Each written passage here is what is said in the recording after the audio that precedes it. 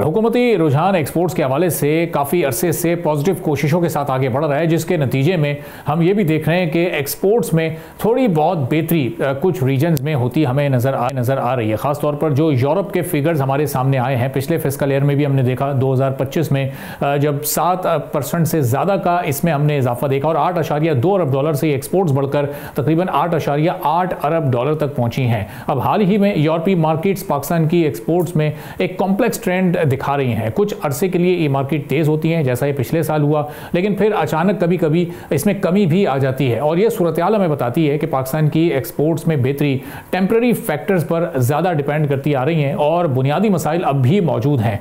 इब्तिदा में एक्सपोर्ट्स में मामूली इजाफा हुआ, ख़ासतौर पर जनूब और मशरकी यूरोप में। वजह यह थी कि यूरोपीय खरीदारों ने पाकिस्तानी टेक्सटाइल और कपड़ों की प्रोडक्ट्स में कुछ दिलचस्पी ली, लेकिन लॉन्ग टर्म डेटा ये जाहिर करता है कि ओवरऑल एक्सपोर्ट्स कमज़ोर पड़ रही हैं, खुसूसन मगरबी यूरोप जैसे बड़े और स्टैब्लिश बायर्स में। अब इससे पता चलता है कि बढ़ते हुए कंपटीशन और कमज़ोर मुल्की पॉलिसियों ने पाकिस्तान के फ़ायदे कम कर दिए हैं। पाकिस्तान की एक्सपोर्ट्स का ज़्यादातर इन्हिसार टेक्सटाइल पर है, जो आलमी मंडी में शदीद कंपटीशन का इस वक्त शोबा है। कम वैल्यू एडिशन और नई प्रोडक्ट्स की कमी ने पाकिस्तान को अच्छे फ़ायदे से दूर कर दिया है। साथ ही कॉस्ट ऑफ प्रोडक्शन में इजाफा और महंगी बिजली से इम्पोर्ट ड्यूटीज़ का असर लोकल इंडस्ट्री पर भी पड़ता है, जिसके नतीजे में यूरोपीय ताजिरों की ज़्यादा दिलचस्पी इनोवेटिव प्रोडक्ट्स और कॉम्पिटिटिव ममालिक की तरफ हो जाती है। इसके अलावा यूरोपीय यूनियन की तरफ से ह्यूमन राइट्स और लेबर लॉज पर बार बार सवालात को भी जाहिर करते हैं। हमें ये GSP प्लस स्टेटस तो मिला है, लेकिन उससे हम खातिर ख्वाह फ़ायदा क्यों नहीं उठा पा रहे हैं? अगर पाकिस्तान बुनियादी तब्दीलियाँ नहीं करता तो GSP प्लस का स्टेटस भी मुतासर होने का ख़तरा मौजूद है। इन तमाम फैक्टर्स को जोड़कर अगर देखा जाए तो ये बड़ा वाज़े हो जाता है कि वक्ती इजाफा काफ़ी नहीं है। इसके लिए पायदार तरक्की हासिल करनी है तो पाकिस्तान को प्रोडक्ट्स में इनोवेशन लानी होगी, वैल्यू एडिशन करनी होगी, बिजली को सस्ता करना होगा और स्ट्रक्चरल रिफॉर्म्स की भी सख्त ज़रूरत पड़ सकती है। अब इन चैलेंजेस को ओवरकम कैसे करना है, इसके लिए हम बात करेंगे। सलमान शाह साहब साबिक वज़ीर ख़जाना हमारे साथ मौजूद हैं। सलमान साहब, बहुत शुक्रिया प्रोग्राम के लिए, आपने वक्त निकाला। तो एक्सपोर्ट्स चाहे वो यूरोप को हों, एक अमेरिका के अलावा हम किसी भी मुल्क के साथ मुस्तकिल सरप्लस में नहीं रहते हैं। हम हर मुल्क के साथ एक्सपोर्ट्स का डेफिसिट फेस कर रहे हैं। इसकी आखिर बुनियादी वजह क्या है और इस वजह से फिर कैसे छुटकारा मुमकिन हो सकेगा? सलमान साहब देखिए, हमारी इकॉनमी जो है ना, ये इनवर्ड लुकिंग इकॉनमी है। इसका मतलब ये होता है कि सारे इंसेंटिव्स जो हैं आपके एंटरप्रेन्योर्स को, वो इंसेंटिव्स डोमेस्टिक मार्केट को सर्विस करने के लिए हैं। एक्सपोर्ट्स के लिए आपके इंसेंटिव्स ठीक नहीं है।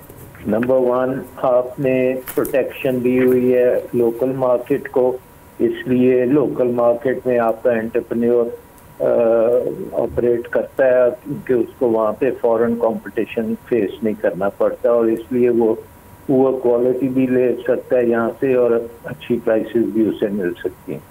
दूसरी चीज़ ये है कि बिजली की कीमत आपने खुद ही को बताया, वो इतनी ज़्यादा है कि हमारा एंटरप्रेन्योर अगर एक्सपोर्ट करने की कोशिश भी करेगा तो उसकी इनपुट कॉस्ट जो है वो बहुत ज़्यादा है और उसमें बिजली की कॉस्ट जो है वो नंबर 1 कॉस्ट है।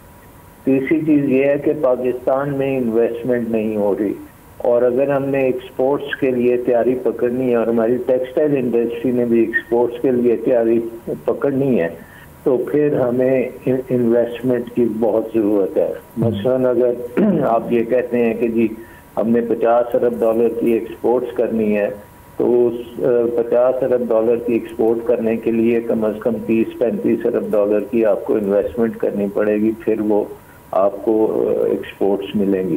सो पाकिस्तान का इकोनॉमिक सिस्टम जो है वो बहुत ख़राब है in terms of exports. Inward looking है, प्रोटेक्शन है, कॉस्ट ऑफ प्रोडक्शन बहुत हाई है, रेगुलेशंस जो हैं वो बहुत ज़्यादा हैं, रेगुलेटरी कॉस्ट बहुत ज़्यादा हैं और आपको इंफ्रास्ट्रक्चर की भी जो सिचुएशन है वो कोई अच्छी नहीं है।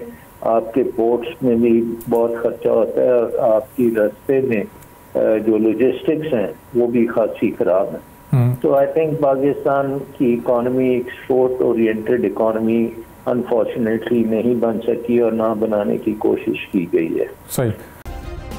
सब्सक्राइब करें और बेल दबाएं ताकि कोई खबर रह न जाए।